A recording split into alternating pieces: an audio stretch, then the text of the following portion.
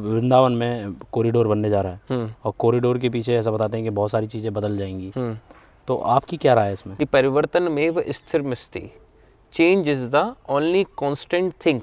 जब ठाकुर जी का पर्दा जो डलता है उसके पीछे कुछ कारण होते हैं। कुछ कहते हैं कि ठाकुर जी साथ में चलते थे ऐसा कुछ है? ऐसा नहीं होता कि मूर्ति हिल उठती है या गर्भगृह से बाहर आ जाती है या आपके साथ ही चल देती है, ये कभी नहीं होता। ठाकुर जी आपकी निगाहों से होते हुए आपके मन में उतर के, आपके हृदय में बस के, प्रेम भाव को प्रकट करके आपके साथ चलते रहते हैं।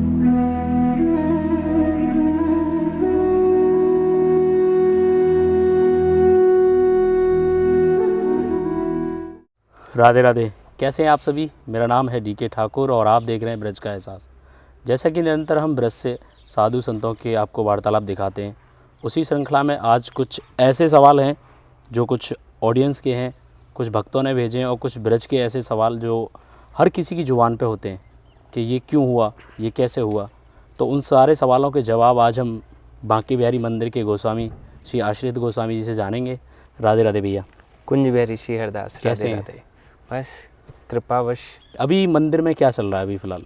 कुछ नहीं, ठाकुर जी की सेवा है जो निरंतर हमारी चलती रहती हैं, वो चलती हैं। और सभी से निवेदन है कि ठाकुर जी की जो सेवाएं हैं, क्योंकि बीच में बड़ा चेंजेस की भी बात आ रही थी कि मंदिर के टाइमिंग्स में परिवर्तन करेंगे या मंदिर की व्यवस्थाओं में परिवर्तन करेंगे। देखिए, एक आम जनमानस का जिसमें लाभ हो वो कार्य करा जाए, उससे कोई ऑब्जेक्शन नहीं है। परंतु ठाकुर जी की सेवा पद्धति में अगर कोई छेड़खानी किसी भी प्रकार की कोई भी व्यक्ति अपने मस्तिष्क में लिए बैठा हो, तो बस करबद्ध निवेदन है कि वो ऐसा ना करें, क्योंकि ये लाडले ठाकुर हैं और लाडली लाल की सेवा तो एक अलग ही प्रकार से करी जाती है, स्वामी जी के आदेशानुसार करी जाती है। कि जैसे ठाकुर जी को क्यों हम लेट उठाते हैं या क्यों हम दोपहर में सुलाते हैं या क्या भोजन शैली है, पद्य शैली है, तो ये सब सेवाएं एक इनके पीछे कारण है। तो जिन कारणों से ये सेवाएं चल रही हैं, बस चलती रहें। उसके अलावा तो फिर सब मैं तो कहूँ प्रपंच की बातें तो करने का लाभ ही क्या है। हाँ, परंतु ठाकुर जी की सेवा निरंतर जैसे चल रही थी वैसे चल रही है। अच्छा भैया, पहला सवाल मेरा ये है कि जैसे काफ़ी लोग पूछते हैं कि काफ़ी लोगों ने विडंबनाएं बना रखी हैं कि जब ठाकुर जी का पर्दा जो डलता है उसके पीछे कुछ कारण होते हैं। जैसे कि कुछ कहते हैं कि ठाकुर जी साथ में चलते थे ऐसा कुछ है? देखो, साथ में चलने की परिभाषा को समझने की बहुत ज़रूरत है जी। ऐसा नहीं होता कि मूर्ति हिल उठती है या गर्भगृह से बाहर आ जाती है या आपके साथ ही चल देती है, ये कभी नहीं होता। ठाकुर जी आपकी निगाहों से होते हुए आपके मन में उतर के, आपके हृदय में बस के, प्रेम भाव को प्रकट करके आपके साथ चलते रहते हैं। इसीलिए आपने एक बार अगर आपके नेत्र श्री बिहारी जी महाराज से मिल गए तो असंभव है कि दोबारा ये मन कहीं और लग जाए, क्योंकि हमारे वृंदावन की एक बड़ी खास बात है। हमारे वृंदावन में मन आपका चढ़ाया नहीं जाता, और जगह तो आपको सब कुछ चढ़ाना पड़ता है। यहाँ तो आपका मन ही चुरा ही लिया जाता है। यहाँ ठाकुर जी आपका मन चुरा लेते हैं। तो जब जो चीज़ आपके पास से चोरी हो गई फिर वो कहीं और लगेगी नहीं, उसमें ठाकुर जी निरंतर बसे रहेंगे। तो जब ठाकुर जी जिन मन में बसकर आपके साथ जाते हैं, दूसरा कारण और आध्यात्मिक कारण क्या है कि क्यों ठाकुर जी के आगे बार बार पर्दा आता है, कि ये एक बड़ा सुंदर संदेश है जो हमारी समाज के द्वारा आम जनमानस को दिया जाता है कि अंदर जो बैठा है वो परमात्मा है, बाहर जो खड़ी है वो जीवात्मा है। जो परमात्मा और जीवात्मा का आपस में मिलन नहीं होने देता वो वही माया रूपी पर्दा है जो हमारी आंखों के आगे आ जाता है। जैसे कि जब तक आप बिहारी जी के आगे हैं, आप सर्वत्र न्यौछावर है जी, कि ठाकुर जी मैं आपसे बड़ा प्रेम करता हूँ, मैं ये मैं वो। और जैसे ही ठाकुर जी की से नज़र हटी थोड़ी सी, अरे मेरे घर वाले कहाँ गए, मेरा दोस्त कहाँ गया, मुझे वो माला मिल रही है कि नहीं, मुझे वो पटका मिल रहा है कि नहीं, मुझे वो समोसा मिल रहा है कि नहीं, मेरी पर्स ठीक है कि नहीं। तो ये जो अवस्थाएं हैं ये वही है कि अब बिहारी जी आपकी निगाहों से ओझल हैं और माया रूपी पर्दा आपके सामने आ चुका है। तो जब ये माया का पर्दा आप अपने नेत्रों से हटा देंगे, तब इस पर्दे के पीछे भी ठाकुर जी नहीं छुप सकते, इस पर्दे के पीछे से भी ठाकुर जी आपको दर्शन देंगे। जय हो, जय हो जी। अच्छा महाराज जी, दूसरा सवाल मेरा ये है कि जैसे काफ़ी लोगों के मन में रहता है कि, और अभी भी चल भी रहे हैं कि जो वृंदावन में कॉरिडोर बनने जा रहा है और कॉरिडोर के पीछे ऐसा बताते हैं कि बहुत सारी चीज़ें बदल जाएंगी, तो आपकी क्या राय है इसमें? देखिए, मैं एक सैद्धांतिक बात आपसे करना चाहता हूँ। गीता का एक सिद्धांत, एक सूत्र है, इसको मैं श्लोक भी नहीं कहूँगा, इसको तो मैं सूत्र कहूँगा, जो हमें बताया गया है कि परिवर्तनमेव स्थिरमस्ति, change is the only constant thing. परिवर्तन प्रकृति का नियम है जो कि शुरू से होता चला आ रहा है। अगर आप बात करें कि वृंदावन की अभी की कुंज गलियां कैसी हैं, तो वृंदावन की कुंज गलियां तो अभी भी पहले जैसी नहीं है जैसे इतिहास में थी। तो ये एक परिवर्तन का नियम है, तब भी एक सर्वसहमति से, जिसमें सबका कल्याण हो, सबका हित हो, वो कार्य हो वृंदावन के अंदर। लगी बनाना है नहीं बनाना है, ये एक सरकारी मत है, एक आम जनमानस का मत है। हाँ, बस एक ही निवेदन है कि ठाकुर जी की सेवाओं में किसी भी प्रकार की कोई भी छेड़खानी ना हो। ये मैं स्पष्ट अपना मत रखूंगा कि ठाकुर जी के भोग के समय में, ठाकुर जी के शयन के समय में, ठाकुर जी के आरती के समय में, ठाकुर जी की किसी भी प्रकार की सेवा में कोई भी परिवर्तन नहीं होना चाहिए। बहुत सुंदर। अगला प्रश्न मेरा ये है महाराज जी आपसे कि जैसे काफ़ी लोग देखते हैं यहाँ पे आके और काफ़ी लोग पूछते हैं, जैसे विद्वानों से भी हमने सुना है कि ब्रज जो है जब पृथ्वी का जन्म नहीं हुआ था, उससे पहले भी ब्रज हुआ था।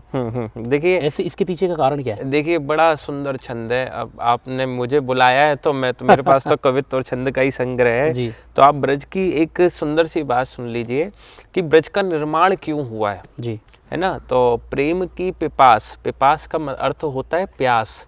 प्रेम की पिपास देख देख निज प्रेमियों के लिए प्रेम सीमा समुद्र तोड़ के बहाया है। भावुक रसीले जन निराश नहीं होंगे अब, कामना की पूर्ति हेतु कल्प तरु लगाया है। चिंतामणि चटित चारु चादर बिछाई, यहाँ कुंज प्रति कुंज भांति भांति से सजाया है। और भारत का भूषण तिलक तीनों लोकों का, भक्तों के वास हेतु श्री वृंदावन बनाया है।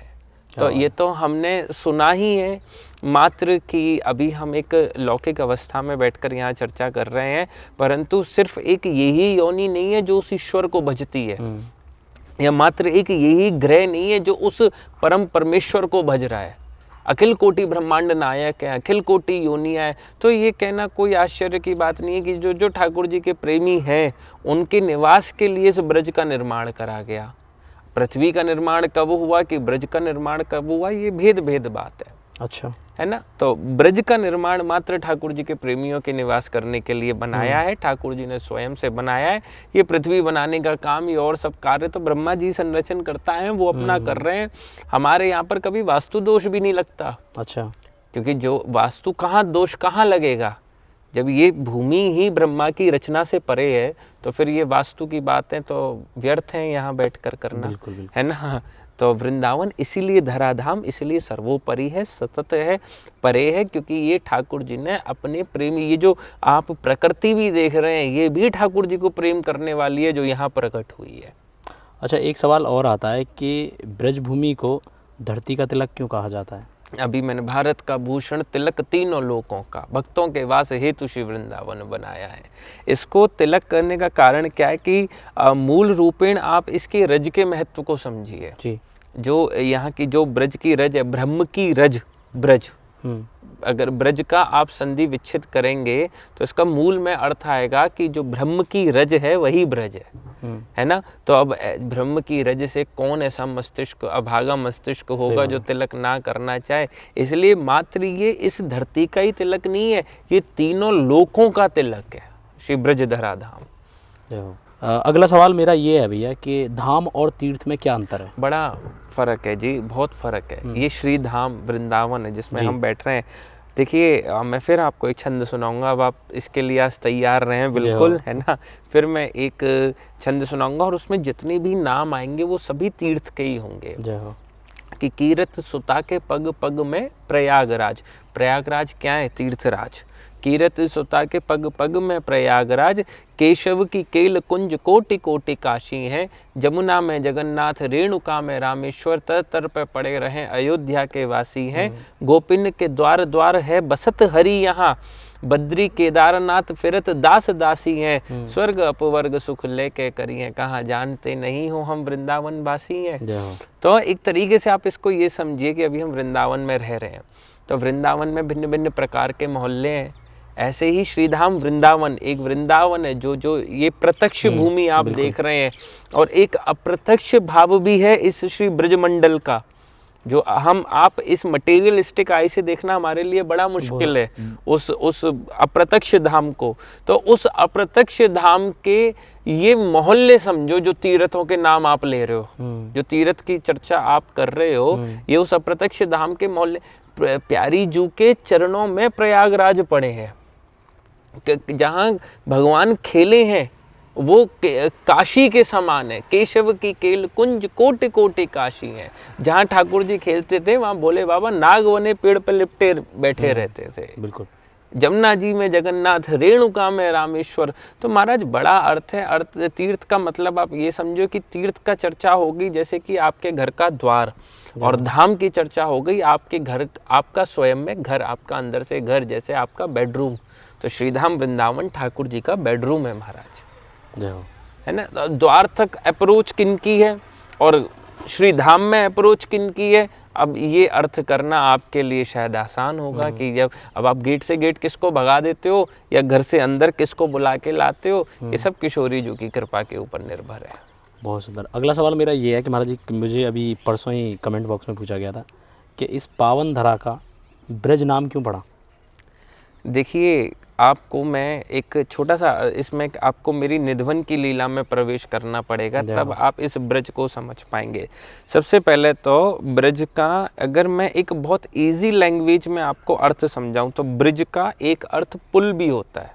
पुल, ब्रिज, अगर आप इसको इंग्लिश में बोलेंगे तो इसका एक अर्थ पुल भी हो गया।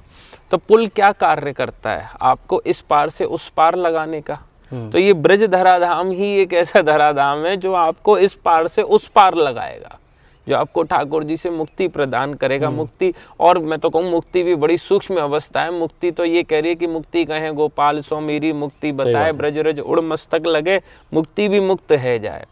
तो ये एक चैनल कम्युनिकेशन है इतना बड़ा ये ब्रज धराधाम, कि अगर आप ठाकुर जी की कृपा पात्र की बौछार अपने ऊपर चाहते हैं तो ये ब्रज की शरण लेना अति आवश्यक है। अब इसको हम ब्रज क्यों, इसका नाम ब्रज क्यों पड़ा? एक तो मैंने आपको सिंपल अर्थ बताया। दूसरी बात, यहाँ वो अवस्था है कि निधवन में रात्रि में जब हमारे श्री कुंज बिहारी लाल श्री प्रिया जू के साथ में जब रास की अवस्था में प्रविष्ट होते हैं, तो मानो ठाकुर जी ने श्री प्रिया जी की गलबैयाँ करी हुई हैं, प्रिया जी ने श्री ठाकुर जी की गलबैयाँ करी हुई हैं। दोनों एक हाथ से ठाकुर जी ने अपनी मुरली पकड़ी है, एक हाथ से श्री प्रिया जी ने ठाकुर जी की मुरली पकड़ी है। और जब रास के मध्य में दोनों का कटी प्रशोध, जैसे कि आप मिश्री के 2 डेले लो और 2 डेलों को लेके आपस में घिसो तो उसमें से जो चूर्ण निकलता है, उसी तरीके से जब श्री प्रिया जी की कटकाछनी और जब श्री ठाकुर जी की कटकाछनी आपस में मिलकर मर्दन होती है और जो उससे परम दिव्य चूर्ण की उत्पत्ति होती है, वही ये ब्रज है। जय हो। आप इसका एक सिंपल सा अर्थ रखो, रास की लीला का, केले की लीला का प्रविष्ट भाव ये ब्रजमंडल ही है महाराज। तो लीलाओं का केंद्र भी बोल सकते हैं। लीलाओं का केंद्र ये ब्रजमंडल है। जय हो। तो इसीलिए ठाकुर जी कहते हैं कि ये मेरी सर्वाधिक प्रिय, सबसे प्रिय भूमि है, क्योंकि यहाँ श्री प्रिया जी का वास है ना। हम राधे जू के बलभुमानी, तेड़े पड़त मोहन रसिया सो बोलत अटपटवानी। ये श्री प्रिया जी की भूमि है। यही एकमात्र भूमि है जो आपको ठाकुर जी के सम्मुख लेके पहुंचेगी, जो आपको ठाकुर जी के समक्ष ले जाकर खड़ी करेगी। तो इसीलिए इस धराधाम को ब्रज बोला जाता है। एक प्रश्न और आता है हमारा कि जैसे काफ़ी लोग पूछते हैं कि ठाकुर जी ने ब्रज को ही क्यों अपने जन्म के लिए चुना? गर्ग संहिता की शरण आप अगर लोगे जी, गर्ग संहिता में साफ साफ स्पष्ट किया गया है कि श्री ठाकुर जी से पहले श्री प्रिया जी का जन्म हुआ है, आया। तो आप ये समझो, जहाँ श्री प्रिया जी पहले से पधार चुकी हैं जी, तो क्या वहाँ संभव है कि ठाकुर जी ना आए? बिल्कुल बिल्कुल। तो बड़ा कोई इसके पीछे बहुत रहस्यात्मक कारण नहीं है कि ठाकुर जी ने ब्रज। अच्छा, फिर दूसरी बात आ जाओ कि आज आप या आपके माध्यम से जितने भी आपके व्यूअर्स इस वीडियो को देख रहे होंगे, या धरती पर ऐसा कौन है जो परम आनंद में ना रहना चाहता हो? मैं मात्र हिंदू या सनातनी की बात नहीं कर रहा हूँ, मैं सब एक आम जनमानस की, एक मनुष्य जनजाति की बात कर रहा हूँ, एक पशु की भी बात, एक प्रकृति की भी बात कर रहा हूँ। ऐसा कौन है कि जो यहाँ आनंद में, जो इस मृत्यु लोक में आने के बाद भी आनंद में ना रहना चाहता हो। तो मेरा बड़ा अपना निजी अनुभव है एक, कि जब मैंने इस ब्रजधरा धाम से किसी से बाहर चर्चा करी है और मैंने उससे पूछा भैया कैसे हो, तो वो बोलता है अरे बड़े कष्ट में है। अरे क्या बताएं आपको, ना बिजनेस चल रहा है, ना जॉब चल रही है, ना घर चल रहा है। मैंने लोगों को दुखी देखा है। एक ब्रज मंडल धरा धाम एक ऐसा है कि रिक्शा चलाने वाले से लेकर और आपके ठाकुर जी की पर्दे की झांकी चलाने वाले तक से आप पूछो क्यों भैया क्या हालचाल, तो बोलते अरे आनंद में, ठाकुर जी की कृपा। तो वो ठाकुर भी स्वयं आनंद में रहना चाहते थे। वो ठाकुर जी भी स्वयं उस परम प्रेम रस को प्राप्त करना चाहते थे। दूसरी अवस्था इसकी आप एक सुनो कि हुआ क्या कि जब राम विवाह हुआ, ये पौराणिक कथा है, एक हिस्टोरिकल फैक्ट्स में मैं आपको बता रहा हूँ कि जब राम विवाह हुआ तो राम जी बड़े प्रसन्न हो कि अब तो सासू माँ से गाली खाने का नंबर आएगा, क्योंकि एक अवस्था आती है जब नाक पकड़ के खींची जाती है जमाई जी की और दो चार उनको सुनाई भी जाती है कि अब तो गाली खाने का अवसर मिलेगा। तो राम जी बड़े प्रसन्नता से सुन के और पहुंच गए द्वार पर तिलक के लिए, और जैसे ही तो पहुंचे महाराज तुरंत देवता प्रकट हो गए। ओम सहना भवतु सहनो भवन्तु। राम जी बोले सत्यानाश जाए इन लोगों का, अभी तो गाली खाने की स्थिति आई थोड़ी बहुत और ये देवता कहाँ से प्रकट आके हमारी स्तुति करने लग गए और नाना प्रकार के मंत्रोच्चारण को करने लग गए। तो इतने में फिर क्या हुआ कि उन्होंने तो फिर कृष्ण जन्म हुआ। एक क्षण प्रतीक्षा नहीं करी है, पैदा हुए तुरंत ब्रजमंडल भगे कि अब यहाँ तो प्रेम भरी गाली खाएंगे।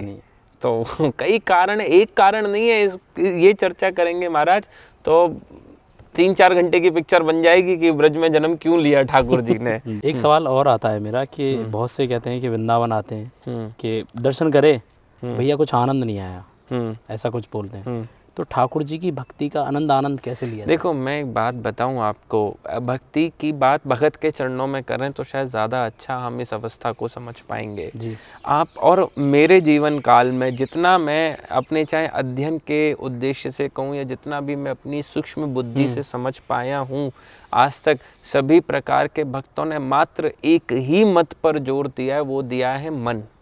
बिल्कुल, कि आप अगर ईश्वर तक पहुंचना चाह रहे हो, अगर आप बिहारी जी तक पहुंचना चाह रहे हो, अगर आप ठाकुर जी की शरण लेना चाह रहे हो, तो बहुत बहुत ज़्यादा आवश्यक है कि अपने मन को समर्पण करो, ना कि अपनी बुद्धि को। बिल्कुल। और मैं एक मात्र आपसे निवेदन करूंगा कि क्षण मात्र के लिए वृंदावन आओ, पधारो और अपनी बुद्धि को एक तरफ रखो और अपने मन को लगाओ, और फिर देखना आपको किस आनंद की प्राप्ति होती है, फिर आप किस अवस्था को प्राप्त करते हैं। कितनी भी कबहु मन इत उत जात, हमारे स्वामी जी महाराज याते अधिक कहाँ सुर, बहुत भांति दत आनी राखे और नहीं तो पावतो दुख। तो अवस्था है कि आपको अपने मन को समझाना है। वृंदावन आकर आपको कष्ट कहाँ होता है? जहाँ आप अपनी बुद्धि लगाना शुरू करते हो कि अरे यार हम आए हैं यहाँ पर और यहाँ पर भी देखो यही सब चल रहा है, यहाँ पर भी गंदगी पड़ी है, यहाँ पर भी ये हो रहा है। आपकी अवस्था सोचो कितनी गंभीर है कि परम ब्रह्म परमेश्वर परमानंद जो आपकी आंखों के आगे अवस्थित हैं आपको आनंद प्रदान करने के लिए, तब भी आपकी बुद्धि वहाँ पर आपको उस अवस्था को प्राप्त नहीं होने दे रही है। श्रीधाम में आने के बावजूद भी तो मात्र एक यही है कि जो ये कहते हैं ना कि वृंदावन आकर आनंद नहीं आया, कमी उनके अंदर थोड़ी मात्र इतनी सी है कि वो वृंदावन को अपनी बौद्धिक नेत्र से देखने का प्रयास कर रहे हैं, जबकि देखना मन की निगाहों से है इस धाम को। जय हो, बहुत सुंदर। अच्छा महाराज जी, आप एक दिन लाइव आ रखे थे, मैंने देखा था, तो मैंने एक प्रश्न भेजा था आपको, बड़ा मन के मेरे अंदर बड़ा चल रहा है, वो काफ़ी दिन से मैं सोच रहा था पूछूंगा आपसे। हाँ। तो वो दिन आज है। जय हो जय हो। एक हमने एक चित्र देखा था स्वामी जी का, जिसमें स्वामी जी को नथ पहना रखी है, गोपी भेष बना रखा है और हाथ में बीड़ा दे रखी है। ये भेष कभी स्वामी जी ने कभी अर्पण किया था क्या? मतलब किसी थोड़ी सी त्रुटि हुई है आपके समझने में जी, बहुत थोड़ी सी। वो गोपी भाव नहीं है, वो सखी भाव है। और अष्ट सखियों में सबसे प्रमुख सखी जो हैं श्री बिहारी जी महाराज की, वो ललिता सखी हैं जी। और ललिता सखी के ही अवतार श्री स्वामी हरदास जी महाराज हैं। देखिए, आपको ये समझने से पहले ये समझने की ज़रूरत है कि गोपी और सखी भाव में भेद क्या है जी। आपने स्वामी जी के चित्रण की चर्चा करी है मेरे से, तो मैं इसीलिए ये आपको समझा रहा हूँ। गोपी भाव कहता है कि गोपी प्रेम की दीक्षा दीजिए, कैसे हूँ मोहे अपनी कर लीजिए, कि ठाकुर जी आप मुझे ये भाव प्रदान करो, मुझे दीक्षा प्रदान करो और आप मुझे अपना लो।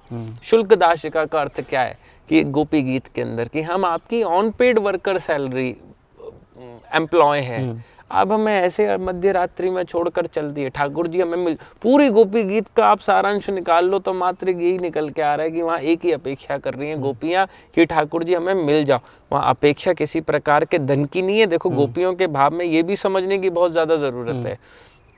गोपी किसी धन की, किसी सुख की अपेक्षा में नहीं है कि ठाकुर जी हमें कोई सुख प्रदान करें, धन प्रदान करें, माया प्रदान करें, बच्चा प्रदान करें, ये प्रदान करें, वो प्रदान करें। ये किसी गोपी की, जैसे आज मैं, हे ठाकुर जी हमारे बालक नहीं हो रहा, हम सतीये धर जाएं, हे ठाकुर जी हमारे घर में सुख शांति नहीं है, हम जेकर। पहली बात तो भैया मैं आपके चैनल के माध्यम से सभी से निवेदन करूं कि हमारे बिहारी जी का मतलब इन सब अवस्थाओं से नहीं है। बिहारी जी के पास अगर आ रहे हो तो मात्र एक ही अपेक्षा आपके हृदय में रहे कि हम ठाकुर जी को सुख प्रदान करें। मात्र हम सुख प्रदान कर सकते हैं ठाकुर जी को। ये कोई व्यापारी ठाकुर नहीं है कि जो लेन देन करता हो। और मैं फिर निवेदन करूं कि सोच समझ के सौदा कीजिए, जिनंद को लाल बड़ो व्यापारी।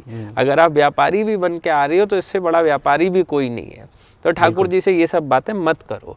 हाँ, आपको मांगना ही है तो आप प्रेम मांगो, आप भक्ति मांगो, ये आपका कल्याण करेगी। बिल्कुल। तो गोपी भाव अपेक्षा में रहता है कि मुझे प्रेम मिले, मुझे भक्ति मिले। सखी भाव में ठाकुर जी अपेक्षित है कि मुझे इनसे प्रेम मिले। सखी भाव क्या है कि जब आपके हृदय में ठाकुर जी को सुख देने की प्रबलता चरम सीमा पर हो। देखिए, आप चाहे प्रेम मांग रहे हो चाहे भक्ति मांग रहे हो, उसका उद्देश्य क्या है कि आपको आनंद का अनुभव हो रहा है। बिल्कुल। सखी भाव में आप नित्य आनंद में ही रहते हो। इतना भेद है सखी में और गोपी में। गोपी क्या है कि गोपी को अभी आनंद की अपेक्षा है और सखी क्या है, सखी नित्य आनंद में है, वो नित्य ठाकुर जी के आनंद में रहते। तो स्वामी जी तो रसिक चक्र चूड़ामणि है महाराज। स्वामी जी महाराज तो आप ये लगाओ कि अष्ट सखियों में भी प्रमुख सखी श्री ललिता सखी, जिसको मात्र अधिकार की वो ठाकुर जी के निवृत्त निकुंज में प्रवेश कर जाए, वो श्री स्वामी जी महाराज ही है। तो जो आपने दर्शन करे, हमारे निधवन भी आओ तो समाधि के पीछे जो ठाकुर स्वामी जी महाराज की जो ललिता सखी का जो विग्रह, श्री विग्रह विराजमान है, उसका भी दर्शन इसी प्रकार से है जो आप चर्चा कर रहे हैं। वही मैंने फोटो देखी थी। हाँ, तो मेरे मन में ये सवाल उठा। हाँ, तो एक दिन गोसाई जी से सर्वोपरि सखी है वो ठाकुर जी की। वो गोपी नहीं है। गोपी समझना तो हमारा भेद हो जाएगा। वो ठाकुर जी की सखी है महाराज। बहुत सुंदर महाराज। एक सवाल और आता है भैया, जैसे हम सारे मंदिरों में देखते हैं, बिहारी जी मंदिर से अलग राधारमण जी हो गए, हमारे बिहारी जी मंदिर में ये एकादशी की क्यों नहीं मनाई जाती है? हमारे दो मंदिरों में, श्री बांके बिहारी लाल और श्री राधा वल्लभ लाल जी, इन दो मंदिरों में एकादशी के व्रत की परंपरा नहीं है। ऐसा क्यों? मैं आपको बताता हूँ एक बात। फॉर एन एग्जाम्पल, आपको फीवर आ गया, आपको बुखार है जी, आपने पैरासीटामोल लिया, आपका बुखार ठीक हो गया, आप फिर अगले दिन ले रहे हैं, फिर ले रहे हैं, फिर ले रहे हैं, पूरी साल आप पैरासीटामोल की दवाई खा रहे हैं। तो क्या ये कुछ किसी भी प्रकार से औचित्यपूर्ण है? नहीं। कि क्या ये बिल्कुल एक मूर्खता प्रकार का प्रकरण है जो आप अपने साथ कर रहे हैं। देखिए, एकादशी का अर्थ क्या है? एकादशी का व्रत हम क्यों रखते हैं, क्या कारण है? 5 हमारी ज्ञान इंद्रिय होती हैं, 5 हमारी कर्म इंद्रिय होती हैं, इनका स्वामी मन होता है। इन सबको आपस में जोड़ दो तो इनका टोटल 11 बैठता है। इन 11 को एक दिन संपूर्ण प्रकार से ठाकुर जी के भजन में समर्पित करने के लिए हम अन्न जल का भी त्याग करके और एकादशी का व्रत रखते हैं। ये एकादशी का व्रत रखने का कारण है। अब एक बात बताओ, आपको जब वह परमपिता परमेश्वर की सेवा प्राप्त हो गई, जब आप ठाकुर जी के गर्भगृह में प्रवेश कर गए, जब आप ठाकुर जी के उस दिव्य अलौकिक प्रेम को पा गए, और तो और मानो कि ठाकुर जी ने आपसे इतना प्रेम कर लिया हो कि जो खुद खा रहे हैं वो आपके आगे सरका दें, देख मैं ये कचौड़ी खा रहा हूँ, तू भी खा। बिल्कुल बिल्कुल। इतना इतना प्रेम ठाकुर आपसे कर बैठे हैं। सोचो उस अवस्था में आप ठाकुर को प्रति उत्तर में क्या बोलो कि नहीं ठाकुर जी आज तो मेरा एकादशी का व्रत है। थोड़ा सा ये विवेक लगाने की बात है कि आपके समस्त प्रकार की एकादशियों का परिणाम पता है क्या है? बिहारी जी के दूध भात का दोना। जब ठाकुर जी ने आपसे इतना प्रेम कर लिया कि आप ही को अपना प्रसाद अर्पण कर दिया, ये आपके ऊपर परम कृपा। तो एकादशी का व्रत, अच्छा देखिए हम स्वामिनी के गुलाम हैं, हम नौकर हैं उनके, जो बिक चुके हैं और खरीदे हैं आपने, वो गुलाम अब गैर के द्वारे ना जाएंगे। क्या मुझसे अदम अदीम नाथ आप पर तारे ना जाएंगे, तो आप भी करुणा निधान कहाए ना जाएंगे। तो वो हमारे ठाकुर, हमारे, आप अपने एम्प्लॉयर को ये बता सकते हो कि उसको क्या करना है और क्या नहीं करना है। बिल्कुल बिल्कुल। आप अपने स्वामिनी को ये आज्ञा दे सकते हो कि नहीं आज आप कूटू की आटे की पकौड़ी खाओगे, अरे उनका कचौड़ी खाने का मन है, परम स्वतंत्र ना सिर पे कोई, उनकी नहीं है इच्छा कि वो एक दिन भी भोजन का त्याग करें। वो श्री प्रिया जी हैं, वो स्वामिनी है, आप उन्हें आज्ञा नहीं दोगे, बल्कि उनकी आज्ञा का पालन आपको करना है, हमें करना है। प्रेम तो यही कहता है। बिल्कुल बिल्कुल।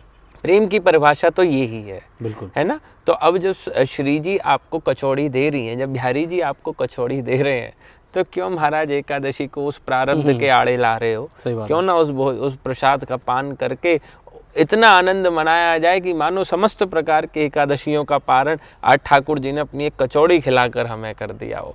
और दूसरी अवस्था मैं कह रहा हूँ व्रत रखो, लेकिन एक मैं आपको बताऊं कि एक जो व्रत में जो हमें मानना चाहिए वो काम क्रोध मद लोभ मात्सर्य, इनका भी व्रत रखना चाहिए। बिल्कुल।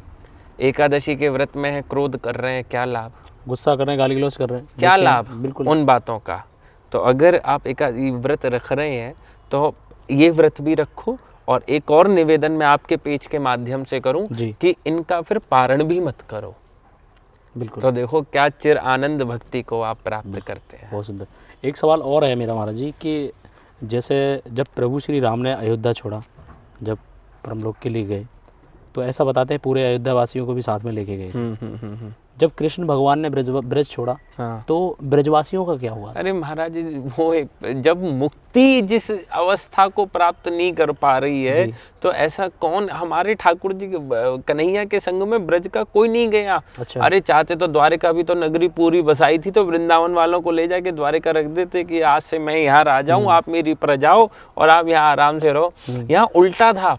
आप देखो, आप एक चीज कभी नोटिस करी हो आपने ब्रज में, यहाँ पर भगवान श्री कृष्ण की जय नहीं बोलते। यहाँ पर अगर बोला भी जाता है तो कृष्ण कन्हैया लाल की जय। यहाँ कभी कृष्ण के आगे भगवान नहीं लगाया। तो ना तो कभी यहाँ के लोगों ने उन्हें भगवान देखा और ना कभी उन्होंने अपने आप को भगवान दिखाना चाहा। नहीं तो महाराज एक बात बताओ, कन्नी उंगली पे गिर्राज उठाए खड़े हैं तो कोई ये बोलेगा हमने डंडा लगा लिया तो उंगली हटा ले? सही बात है। सोच के देखो आप कि क्यों फिर यशोदा मैया को जब अपने मुख में ब्रह्मांड दिखा के क्यों मोहिनी माया डाली और क्यों उनकी बुद्धि से इस अवस्था को ओझल करा? तो ना तो यहाँ ये दिखाना चाह रहे हैं कि मैं परम ब्रह्म हूँ, ना वो यहाँ देखना चाह रहे हैं कि वो परम ब्रह्म है। और जो अयोध्या के वासी जो साकेत पहुँचे, मैं प्रैक्टिकल बात कर रहा हूँ, मैं शास्त्रोर्थ बात कर रहा हूँ, जो वो उनके लिए लिखा गया है कि तर तर पे पड़े रहे अयोध्या के वासी है। गोस्वामी तुलसीदास जी जब आए ब्रजमंडल, तो जिससे बोले पूरे विश्व में, पूरे भारत में, यही डिस्टर्बेंस है कभी कभी गाड़ी वाड़ी, पूरे भारत में आप किसी भी गांव में चले जाएं, किसी भी शहर में चले जाएं, आपसे राम राम होती है। बिल्कुल। एक ब्रजमंडल मात्र एक ऐसी जगह जहां आपसे राधे राधे होती है। नहीं तो आप कहीं भी जाएं भारत के अंदर, जैसी एंट्री करेंगे तुरंत ही राधे राधे, तुरंत ही राधे राधे होती। नहीं तो भारत में आप कहीं भी जाएं तो हर जगह आपसे राम राम होती है और यहाँ पर आपसे राधे राधे होती है। तो महाराज इस अवस्था को समझो कि जब गोस्वामी तुलसीदास जी ब्रजमंडल आए हैं और यहाँ सबसे मिल रहे हैं और बोल रहे हैं राम राम, तो उनको प्रत्युत्तर मिल रहा है राधे राधे। तो एक पेड़ के नीचे बैठे और सोच रहे हैं कि तुलसी जा ब्रज संसार में राम नाम सो बैर है, शायद इस ब्रज संसार में राम नाम पे सौ बैर हो। तो जैसी जिस वृक्ष के नीचे बैठे उस वृक्ष का एक पत्ता गोस्वामी जी के चरणों में आकर गिरता है और उस पत्ते पे लिखी होती है राम राम। अच्छा। तो तर तर पे पड़े रहे अयोध्या के वासी हैं। तो इस ब्रजदरा धाम में जन्म लेने की, अगर मैं श्रीमद् भागवत गीता की एक आपको शैली बताऊं तो ये है कि जब 4 धाम में कोई चेतन व्यक्ति, कोई चेतन अवस्था का प्राणी जो जीवित हो, कोई चेतन अवस्था का प्राणी जड़ में परिवर्तित हो जाए भजन करते करते, जिसका अंतिम संस्कार ना हो, जिसको प्रकृति अपनी ओट में ले ले, तो भागवत जी में हल्का सा इशारा है कि तब जाकर कहीं संभव है कि इस ब्रजमंडल की धराधाम में किसी योनि को वो प्राप्त हो जाए। तो ऐसी दिव्य अवस्था में जब किसी व्यक्ति को जन्म मिला हो तो वो कौन से तो साकेत जाए, कौन से वो वैकुंठ जाए। हाँ, गोलोक जाने की इच्छा तो करेगी उसकी, बिल्कुल, लेकिन यहाँ तो नहीं करें तो ब्रज को छोड़ के कौन जाना चाहता है। क्या करें, वैकुंठ जाए जहाँ नहीं नंद, जहाँ नहीं यशोदा, जहाँ नहीं वृंदावन की गाय, तो करें क्या ऐसे वैकुंठ में जाके। बहुत सुंदर है ना प्रभु। महाराज जी, एक सवाल और है मेरा, जो कि इस वीडियो का लास्ट सवाल होगा, कि जैसे हम देख रहे हैं 2012-13 में बहुत कम रश रहता था, हम पीछे मंदिर में बैठते थे और दर्शन बड़े प्यारे से होते थे। अब देखते हैं कि मंदिर में खड़े होने की भी अवस्था नहीं मिलती है, बस दर्शन करो और तुरंत ही बाहर हो जाओ। ये इसका कारण क्या है? महाराज देखो, मैं एक बात बताऊं आपको, ये सत्य है जो कि स्वीकारने की भी आवश्यकता है जी। कि अब मंदिर में प्रेमियों की भीड़ नहीं होती जी। अब मंदिर में भीड़ होती है इच्छाओं की और कामनाओं की। आपके मन में कोई इच्छा है, अरे एक काम करो, जाओ बिहारी जी पे जाके एक माला चढ़ाओ, आपका ये काम हो जाएगा। मेरे मन में कामना है कि मुझे नौकरी मिल जाए, मुझे ये हो जाए, अरे चलो चलो ठाकुर जी का भोग लगाओ, ये कार्य हो जाएगा, वो कार्य हो जाएगा। तो मूल में व्यक्ति आजकल स्वार्थी हो रहा है, लालची हो रहा है, और अपने उस स्वार्थ को, अपने उस लालच को पूरा करने के लिए वो ठाकुर जी के पास आ रहा है, ठाकुर जी के मंदिर प्रांगण में भीड़ इकट्ठी कर रहा है। मैं मूल में आपको बता दूं the person the entire things are having in the wrong practice. ये प्रैक्टिस ही गलत है जो हम सब लोग अपना रहे हैं, जो इच्छाओं की और कामनाओं की इतनी भीड़ ठाकुर जी के द्वार पर ले जाकर खड़ी कर रहे हैं।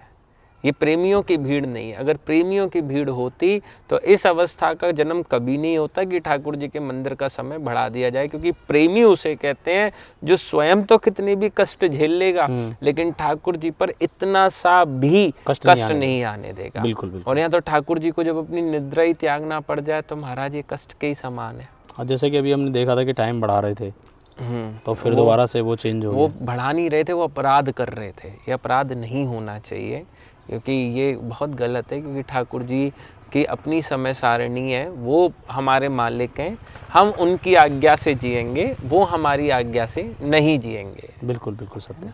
बहुत सुंदर महाराज जी, आपने इतना कीमती समय दिया हमें। जय हो, जय जय श्री राधे। आप ऐसे ही हमारे साथ बने रहें, और जो ब्रज के लिए सवाल आते हैं, हाँ, कोशिश करते हैं कि हम आप जैसे प्रेमी, जय हो, आप जो कि बिल्कुल बिहारी जी के चरणों में रहते हैं, तो अब तक रहे हमारे साथ आश्रित गोस्वामी, जो कि मंदिर बांके बिहारी मंदिर के सेवायत हैं।